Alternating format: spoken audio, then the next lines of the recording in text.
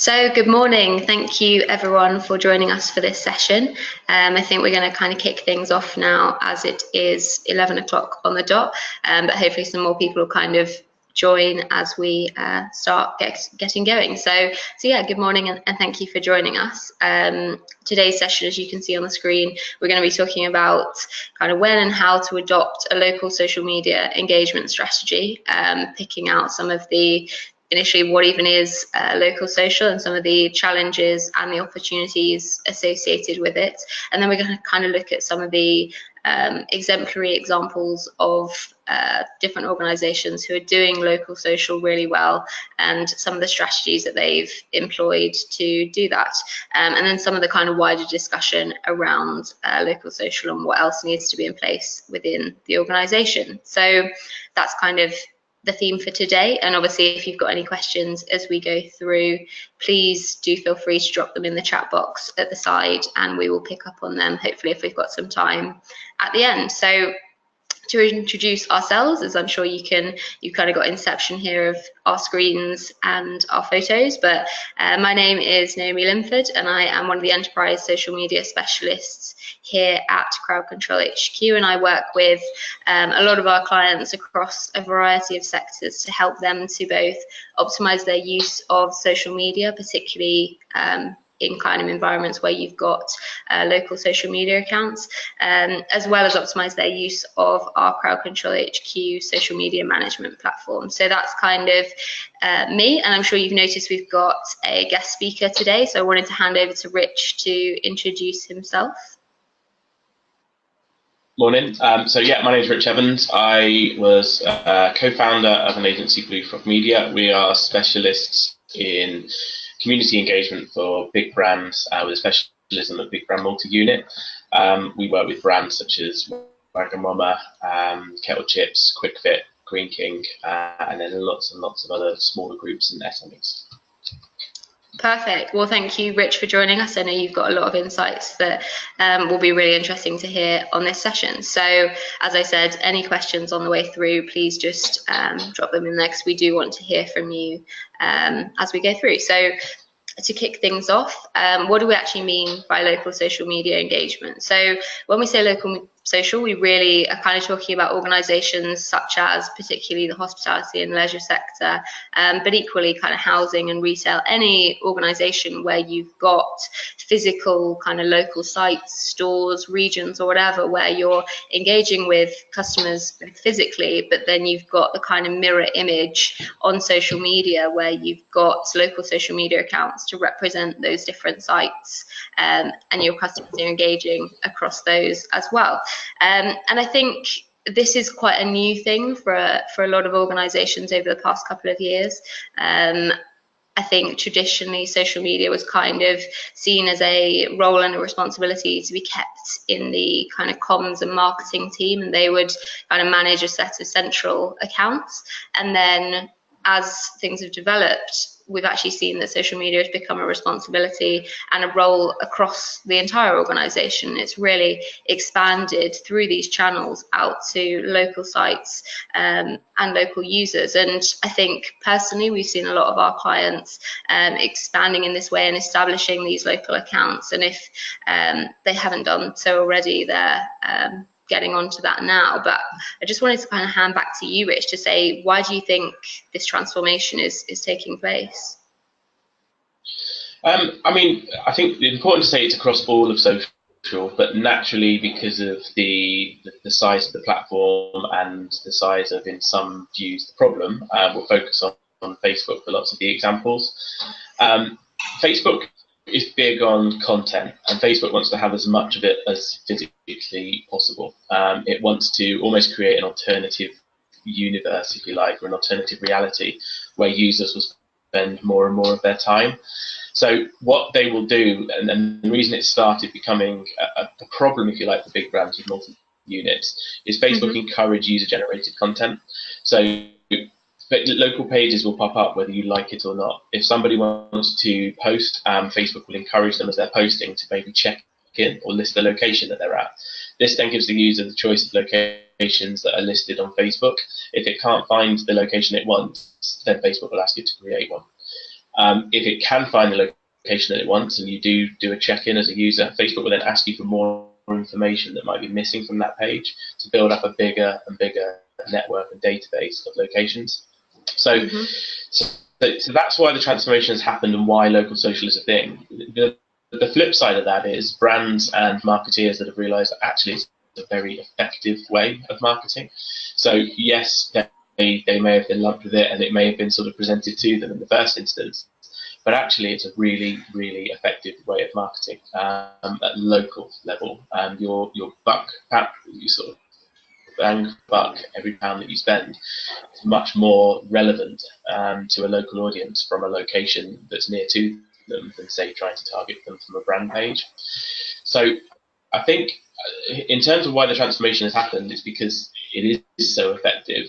Why it's not just been as simple as, right, we're going to start doing this now, is because it is such an open forum.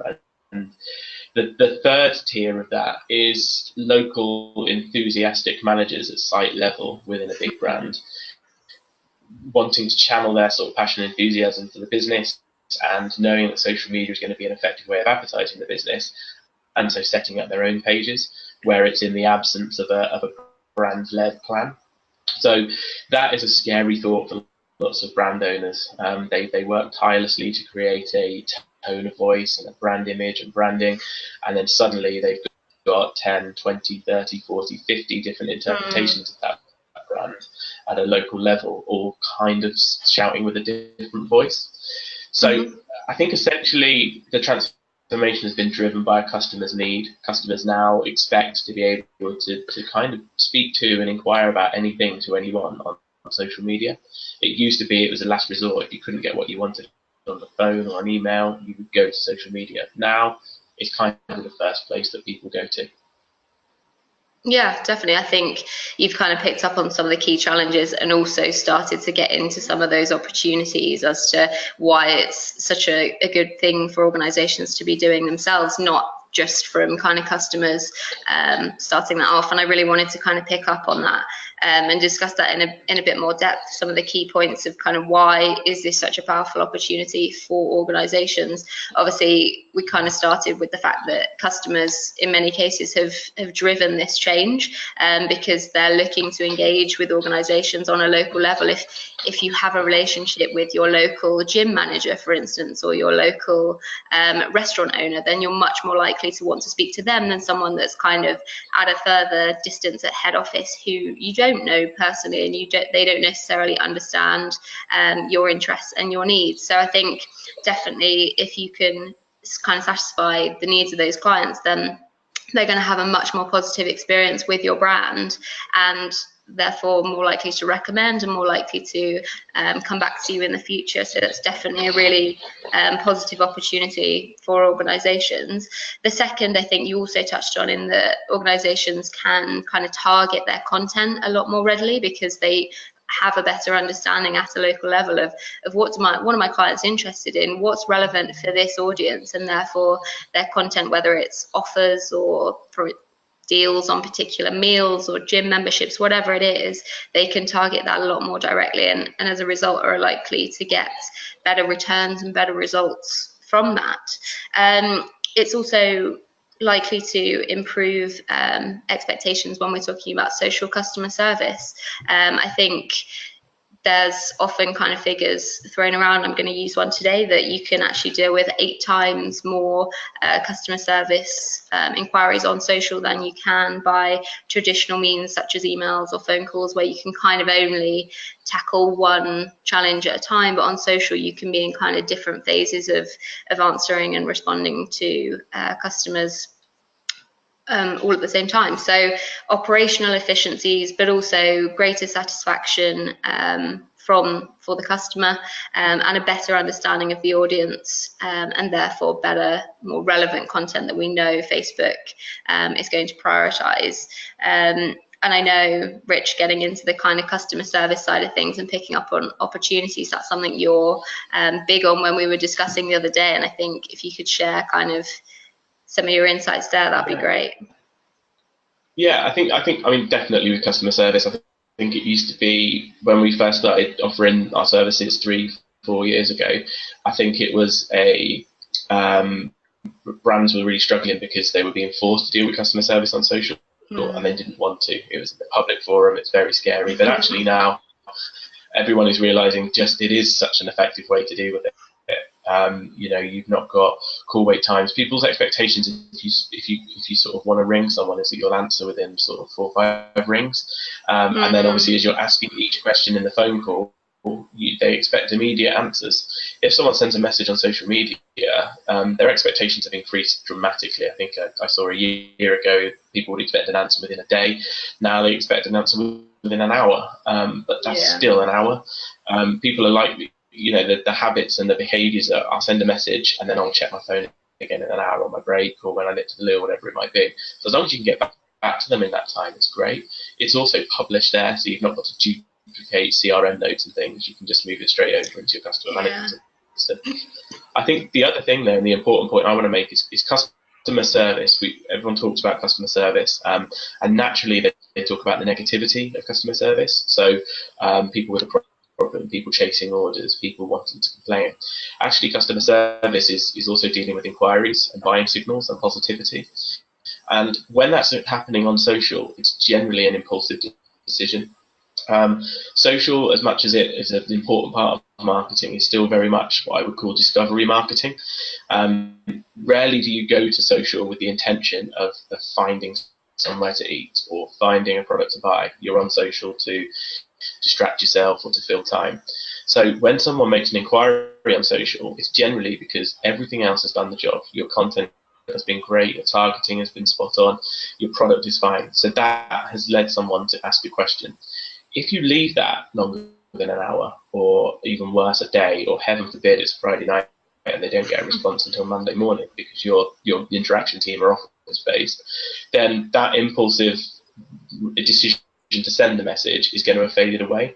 If you sort of picture, a Friday evening, 7:30, you haven't eaten yet, and you're looking on social and you see an offer from a restaurant for a Sunday roast on Sunday, £5. At that point in time, you're hungry and you think, I would love the idea of a Sunday roast on Sunday. So you inquire about booking a table. If we get back to you and book that table immediately, it's done. You're committed, and we'll see you on Sunday.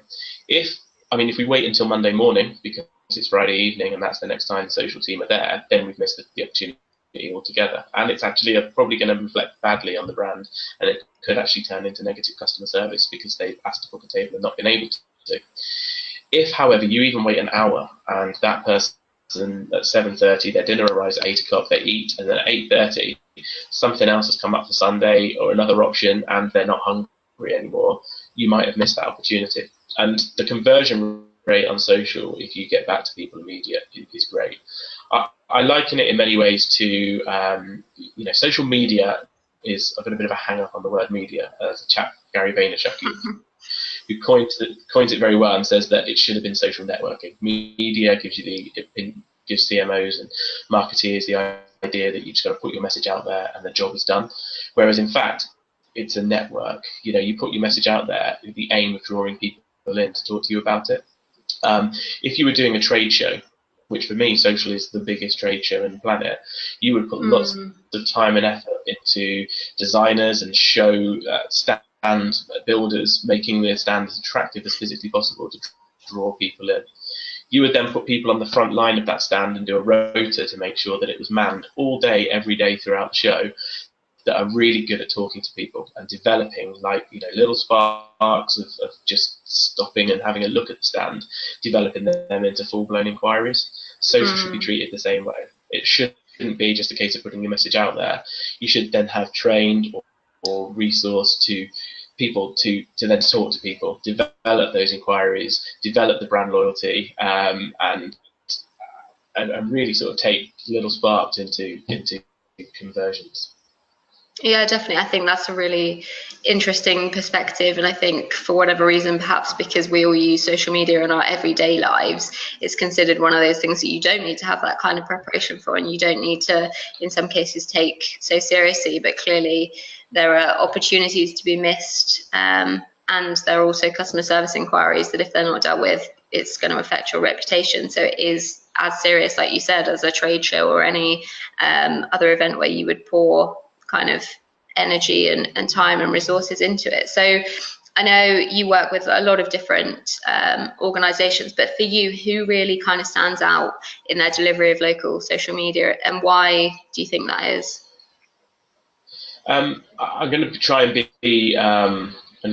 biased and then unbiased. So biased, there's a brand that we've worked with within the Green King business called Old English Inns that we've worked with from very early on in our life, and the reason it's so effective is because they just get that people want to, as well as associating themselves with the brand and understanding Old English Inns and looking out for an Old English Inn wherever they may be in the country, they're also dealing with 107 local pubs, restaurants, hotels, that people just only ever engage with that one local sort of building.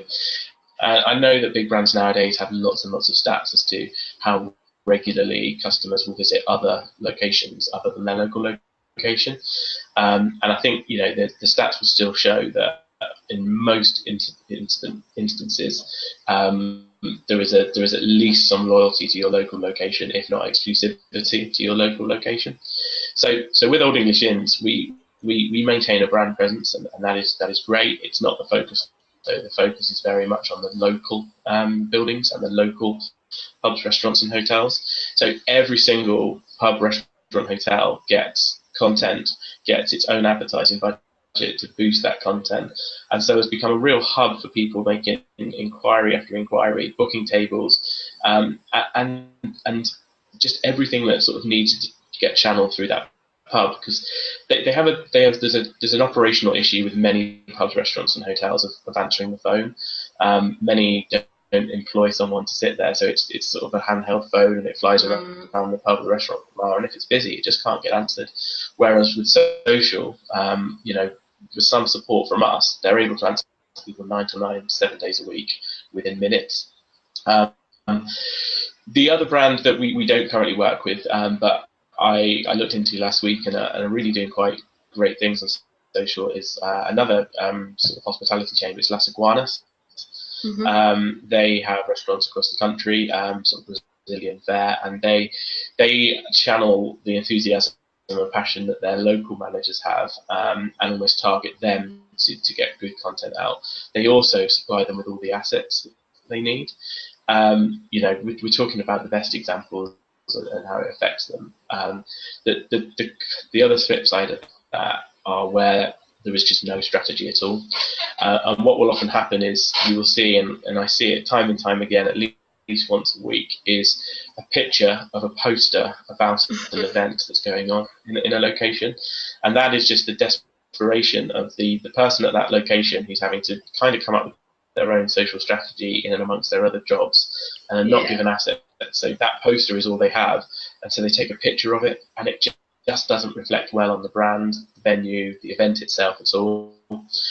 What Las Iguanas and Old English Inns and other brands that really get it have done is created great asset libraries. So all of their managers, all of their team, whoever are dealing with their local social outsourced, can feed in from those assets, can come up with content that is relevant to them, price points that are relevant to them, offers that they're participating in, and then push it out there.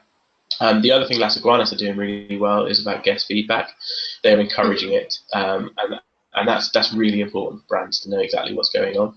They're not also just picking out the negativity around sort of reviews and sort of only wanting to deal with reviews where there's a problem that need follow up. They're talking to everybody. Positive, you know, great reviews are being thanked in the same way that a negative review is being sort of taken aside. I know what they're also doing from seeing at an event last week is really then channeling all of that guest feedback into wonderful data that they can use to make massive decisions about menus, drinks, service standards, and all sorts of things. So yeah, a couple, one biased, one less biased examples of brands that for me are nailing it at a local level.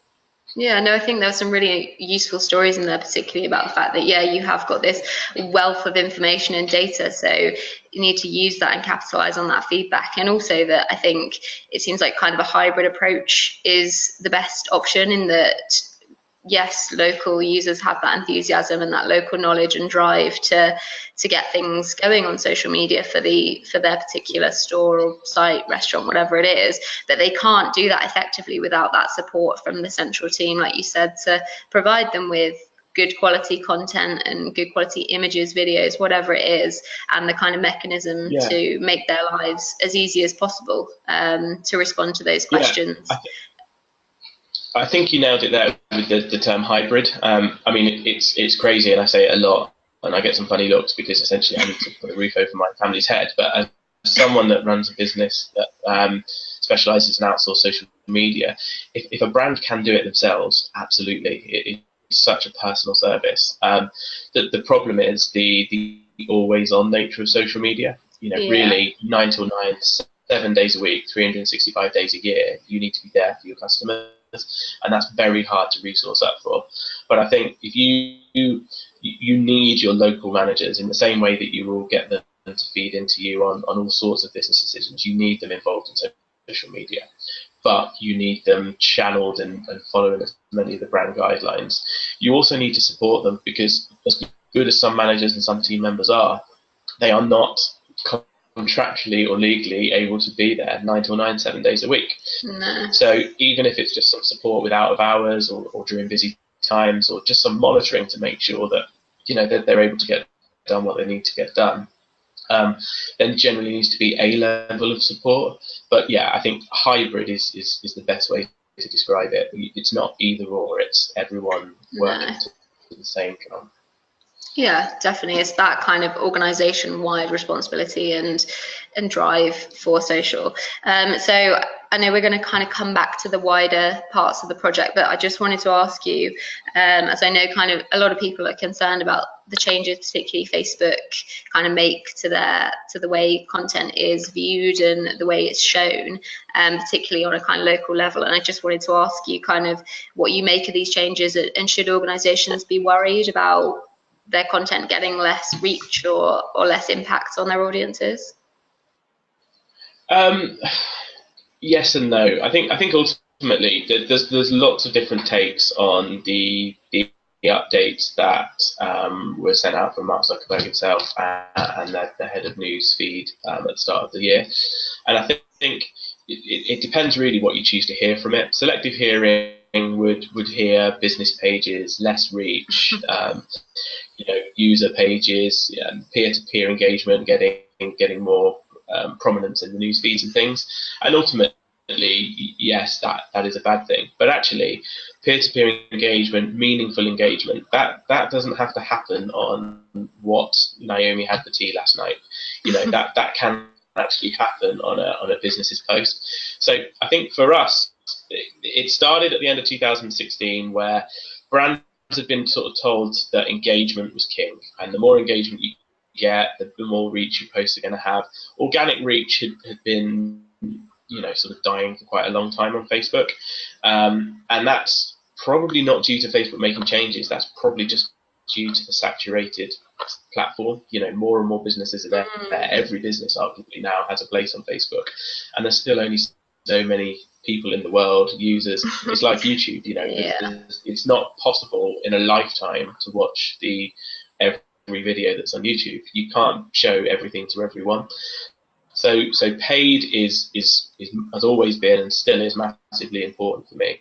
But really the rules are the same. Just create posts that create engagement. So businesses are trying to find ways around that, and we're using engagement bait, which Facebook sort of indicated at the end of last year they were going to stamp out. So share now, comment now, tag a friend. So that now brands have got to rethink that. Essentially, what you want to be doing, the way we describe it, is creating thumb-stopping moments. Create a post that is going to make people engage and stop. Put a small amount of money behind it that is going to artificially mean that post gets reach. If then a certain percentage of the people that post reach, so say you pay for it to reach 5,000 people, if 10% of that audience see enough in that post to do something about it, like, share, comment, click through, then organic reach will come back, because suddenly Facebook sees that you've posted something that's creating meaningful engagement. The other important thing, and it touches on something I said earlier about the sort of engagement side of things, is talk back. So don't put a post out there and then don't watch the post in Facebook Business Manager and Ad Manager in terms of looking at how much it's spent, how many clicks it's generated, and what the cost per engagement is. Look at the post live. Look at the comments that are coming in and get involved in the conversation. You know, the best posts, the best brands are all replying to people. Get involved in the conversation. There is still a novelty for individuals when a business talks to them. We all still have it. It's like, oh, I've got a response from a business. You know, it goes a long way. And I think it's not, you know, really good, thoughtful brands will be doing that just because of their brand image and the way they like to treat their customers. The benefit, though, is that then becomes a more meaningful engagement. It's peer-to-peer as well if other people are getting involved. And you will still see content fly. So, yeah, I think it's not like Facebook gave us a real good technical 100-page document of the exact algorithms and the exact ways in which it's going to weight stuff. They've given us an indication that they want to fix Facebook. And ultimately, that's a good thing, because Facebook is a business. It's never going to really upset its advertisers because we're all pumping billions of pounds into the platform. Yeah. But what it needs to do is it needs to get users back using the platform for longer periods of time, because that then creates more advertising real estate for us all. So to do that, they're trying to stamp out crap content, basically, and businesses that are just ticking boxes and putting messages out there because somebody above them has told them they need to post 7 times a day. Yeah. So stop that. Post because you've got things to talk about. Ask questions and talk to people, and you'll be fine.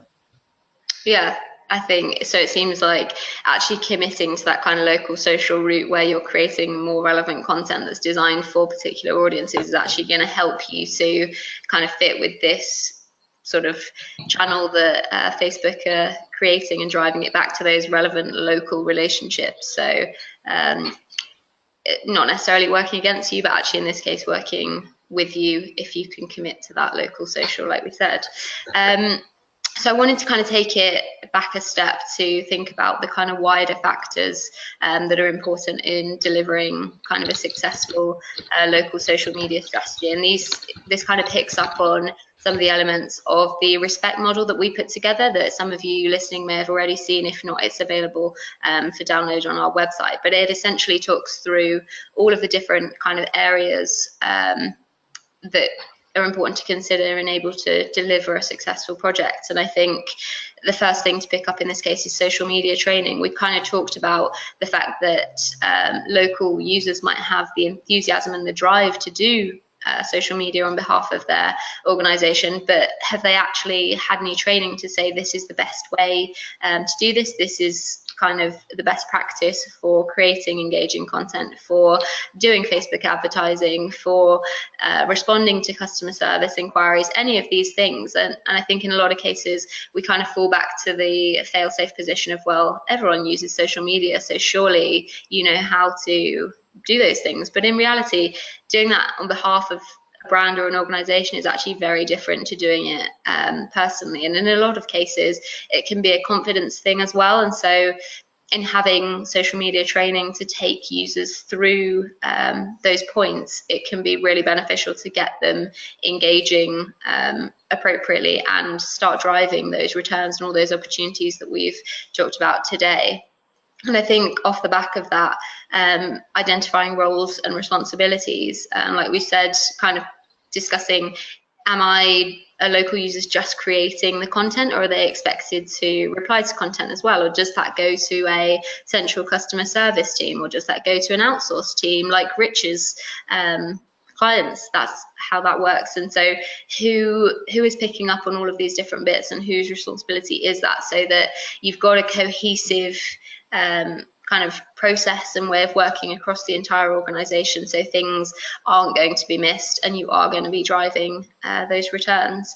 And then off the back of that, obviously it's so crucial to have control and visibility over each of those different channels, particularly if you're a business or an organization where you've got, for for instance, hundreds of social media accounts and hundreds of people accessing those social media accounts and posting content, replying to things on your behalf, it's so crucial to be able to see what is actually going on, so that at a brand level, if you do need to step in and get involved with anything, you've got that opportunity to, and that's where kind of a platform like Crowd Control HQ can help you to gain that visibility and oversight.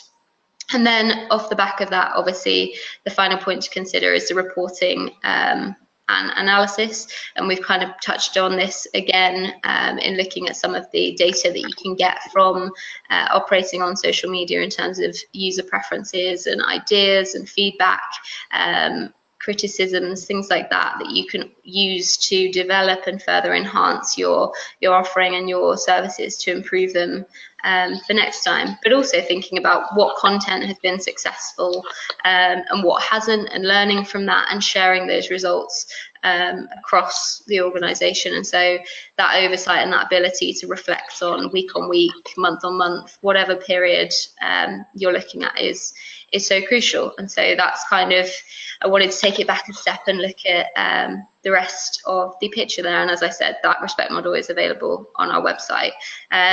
But yes, I think, unless Rich, you had any points to add for now. Just on that last about sort of reporting and monitoring and things, you know, every instance where we're dealing with a sort of as head office with them multi-unit, we'll always do a sort of start point audit and then regular sort of checks-ins, sort of benchmarking which areas are doing what, and just then looking at any spikes and seeing what did they do slightly differently that we can potentially roll out. I think social is such an ever-changing platform. The goalposts move seemingly on a month-by-month basis, and even an agency that specializes in social, we would still consider ourselves as always learning. There is always a site in a 107 site group that will do something that will make us go, why didn't we think of that? But the idea of you having a handle on it and knowing what's happening at every different site means that you can then look at that and channel it into there was a wonderful example. We worked with a local group of sort of government-led type buildings that the public use, and they put different sort of events on, and a lot of the events are very sort of mundane, and the social is quite hard to sort of excite stuff. But one of those local sort of buildings that manage their own had a slightly risque event, and we asked the question, right, this event sold out, we did nothing different, why? And it caused a little bit of a stir on social media. It had got people talking, and a lot of the talking was in the negative. People were like, I can't believe this sort of event is happening at my local place, but actually that led to exactly the sort of publicity they needed. So whereas they were sort of panicking, thinking, oh crikey, we posted this and it's caused a bit of a ruckus, actually them posting it had created the PR storm that they needed. So as long as they handled all of the interactions well, it's generally not the people that are negative about something on a post that you're targeting, it's the people that see it because that negativity has helped it fly, because it's meaningful engagement, that then don't actually respond but just go ahead and do the conversion anyway. But I think that the point I was making is absolutely, you know, benchmark, look at all of your locations, and then just make sure they're all moving at the right level that they need to be, and then really drill down into any spikes, positive or negative, to see what happened different there. But we could maybe look to not make the same mistake elsewhere, or even better, we could look to replicate it and increase performance everywhere else. Definitely, it's like you said, everyone is learning. Social media is to some extent new for all organisations in some capacity. So yeah, all that information should be absorbed. I know we're kind of starting to run out of time, but we've got a couple of questions in, so I just wanted to take the first one. So the question we've had is, do we create unique content for each local account, or just use the same content, just tailored for the local sites? And I guess, do you want to start on this, or I can? Yeah, sure. So either or really, and I think that's the other thing is, if you are speaking to an agency, make sure you're not sort of entering into an off the shelf solution. You know, you are, every brand is going to work slightly differently. So in some instances, Facebook does actually have, which we didn't mention earlier, it has something called a parent-child structure with location pages, where you can actually sort of cheat if you have got really small resource, but you need to have some control over locations. It essentially just puts the brand page content out on a location page basis. But the problem is you have to have the same content at every location, unless you then sort of actually treat them separately, which you may as well just be having independent pages. So what we do with, again, sort of referring to restaurant brands, generally they will all have the same menus, they will all have the same food, so the same images and the same content. Generally as well, everything that they're participating in, like a Valentine's Day or Christmas or, you know, summer is here, will be the same in all locations. What they do have is different price points. So we would use software like Crowd Control could do, for example, to have all 100 locations in the same pool. So if we wanted to publish the same piece of content that says book now for Valentine's Day, fairly generic, relevant to every venue, we would just publish it to all of them. If we wanted to say book now for Valentine's Day, 2 can eat for £20, well, that might be £20 in Birmingham, but up in Dorset that might be £24. Up further north it might be £18 because of different price pointing and price banding. So what you would do is you would group together the different price bands, again using something like Crowd Control, to then publish that same content but with different price bandings across the different groupings.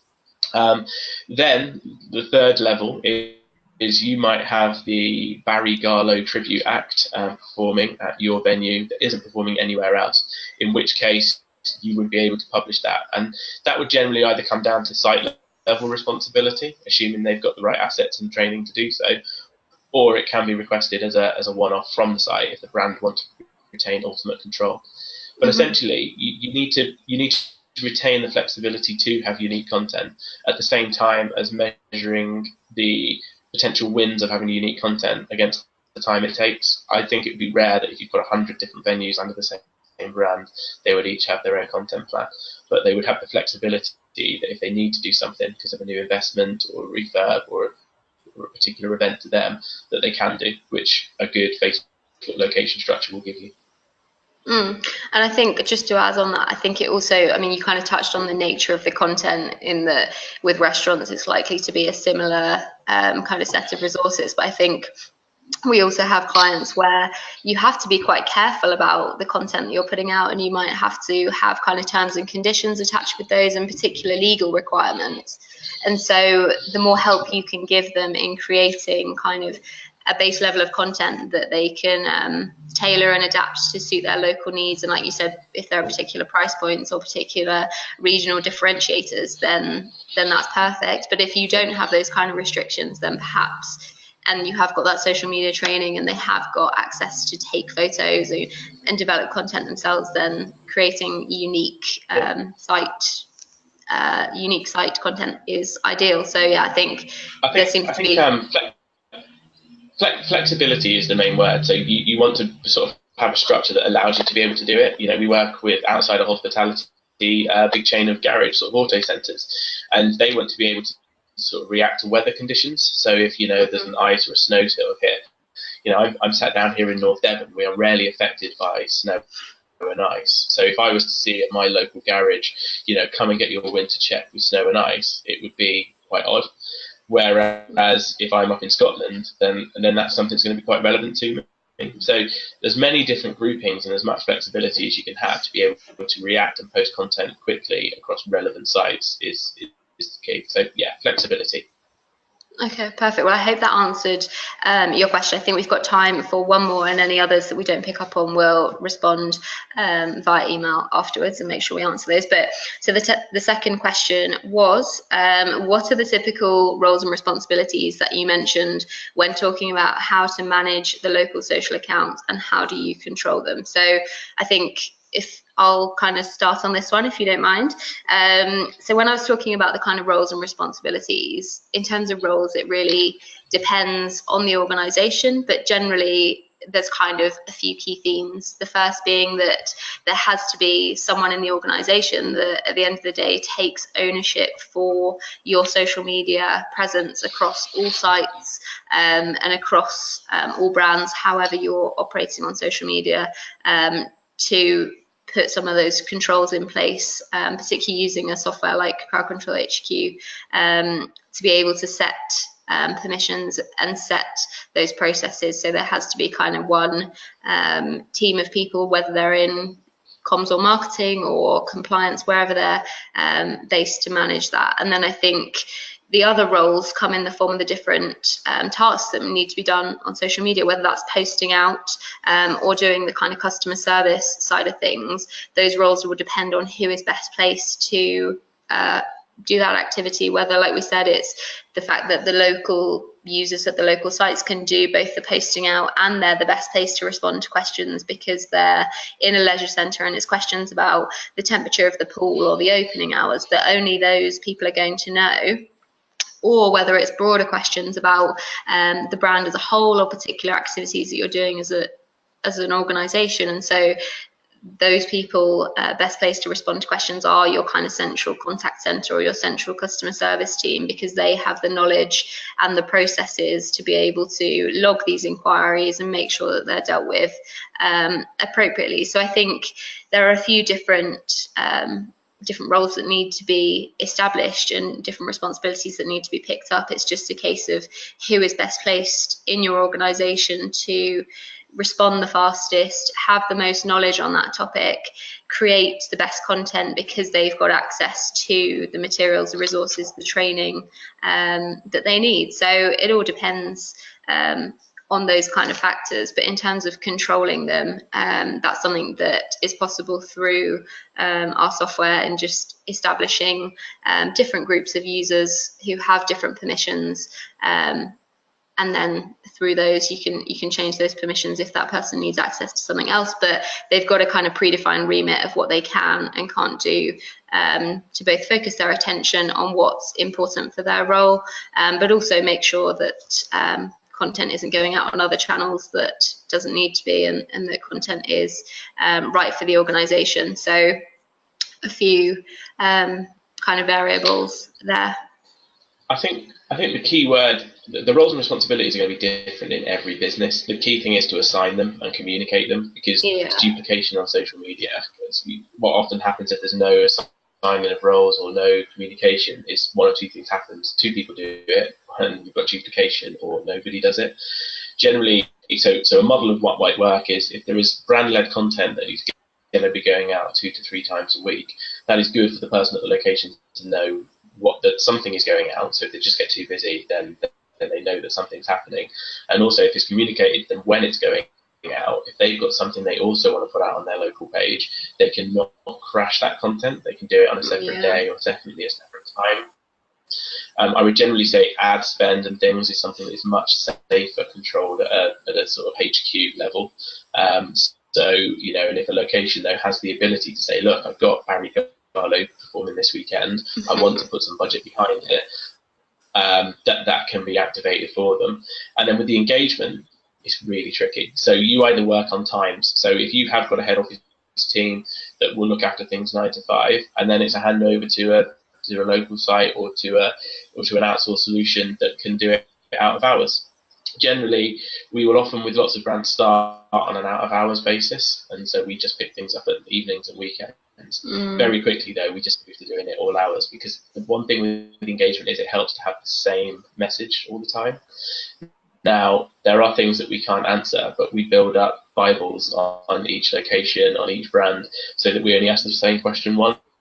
So if it is how warm is the swimming pool, we will have asked that question once, and we'll be able to know every time that the pool is generally between 28 and 31 degrees, depending on the time of day and the amount of people that have used it. And then we can give that answer time and time again.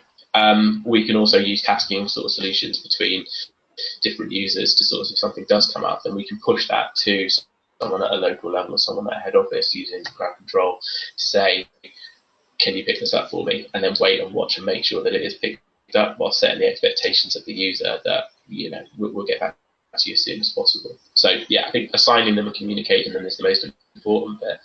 The different roles and responsibilities will be different in every business. Yeah, exactly. And I think it just comes back to, like you said, being flexible with it, and yeah, it's a case by case judgment, isn't it, depending on lots of different factors to do with that particular organisation. But yeah, so I hope that answered the second question. As I said, we've had some others in, so we'll pick up those afterwards, because I'm conscious that we're kind of out of time for today. So thank you everyone for joining us, and thank you for listening, and thank you to Rich as well for presenting with me on this session. I think it's been really useful to hear your insights from a different set of clients.